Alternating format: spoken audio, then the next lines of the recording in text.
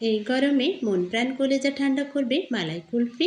গরমে ছোট বড় সকলে মালাই খেতে খুবই পছন্দ করে থাকে, আর সেটা যদি হয় মালাই কুলফি তাহলে তার কথাই নেই। খুব সহজভাবে অল্প উপকরণ দিয়ে ঘরেতে আমরা মালাই কুলফি তৈরি করে নিতে পারি। তো চলুন কথা না বাড়িয়ে মূল রেসিপিতে চলে যাচ্ছি। আজকে আমি মালাই কুলফি তৈরি করার জন্য এখানে 2 কাপ পরিমাণ লিকুইড গরুর দুধ নিয়েছি। দুধটাকে এবার অনবরত নাড়াচাড়া করে জাল করে নিতে হবে। দুধটাকে খুব ভালোভাবে জাল করে আমাদের ঘন করে নিতে হবে, কেননা ঘন না করলে মালাই কুলফি খেতে একদমই ভালো লাগবে না। যত বেশি দুধটাকে ঘন করে নেওয়া যাবে তত বেশি মালাই কুলফির স্বাদটা বেড়ে যাবে। আজকে আমি দুধের মধ্যে কোনো প্রকার গুঁড়ো দুধ মেশাবো না, শুধুমাত্র দুধটা জাল করে করে কমিয়ে নেব। দেখুন দুধটা অনেকটাই কমে এসেছে। এই পর্যায়ে আমি 2 টেবিল চামচ চিনি দিয়ে দেবো। দুধটা জাল করার পর অনেকটাই মিষ্টি হয়েছে, তাই আমি এখানে 2 টেবিল চামচ চিনি দিচ্ছি। আপনারা আপনাদের স্বাদ অনুযায়ী বাড়ি কমিয়ে দিতে পারেন।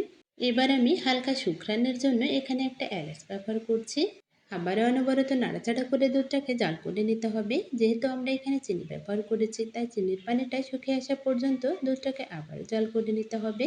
দেখুন আমি খুব ভালোভাবে দুধটাকে জাল করে নিয়েছি। এবার আমাদের দুধটাকে নামিয়ে নিতে হবে। তার আগে এলাচটা ফেলে দিতে হবে। এলাচটা ফেলে দেওয়ার পর আমাদের দুধগুলোকে আইসক্রিমের পটে ভরে নিতে হবে। দেখুন আমি আইসক্রিম তৈরি করার জন্য এখানে আমি একটা আইসক্রিমের পট ব্যবহার করেছি। এবার আমি একটা চামচের সাহায্যে দুধগুলোকে পটের মধ্যে ভরে নিচ্ছি। একটা একটা করে প্রত্যেকটা আইসক্রিমের পটে আমি খুব ভালোভাবে ভরে নেব। দেখুন আমার পটগুলো ভরে নেওয়া হয়ে এসেছে। এবার আমি আইসক্রিমের কাঠিগুলো দিয়ে খুব ভালোভাবে মুখটা বন্ধ করে দেব। আইসক্রিমের কাঠিগুলো খুব ভালোভাবে আটকে দেওয়ার পর 7 থেকে 8 ঘন্টা ডিপ ফ্রিজে রেখে দেব।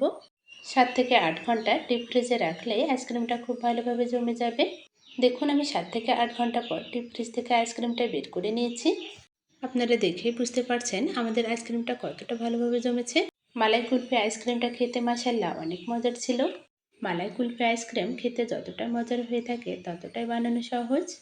আশা করছি আজকের এই মালাই কুলফি আইসক্রিমটা আপনাদের কাছে খুবই ভালো লেগেছে। ভালো লাগলে অবশ্যই আমার ইউটিউব চ্যানেলটি সাবস্ক্রাইব করবেন, পাশে থাকা বেল বাটনটি অন করে রাখবেন আমার পরবর্তী ভিডিও নোটিফিকেশন সবার আগে পাওয়ার জন্য। ফেসবুক থেকে দেখে থাকলে অবশ্যই একটি লাইক দিয়ে আমার পেজটি ফলো দিয়ে রাখবেন।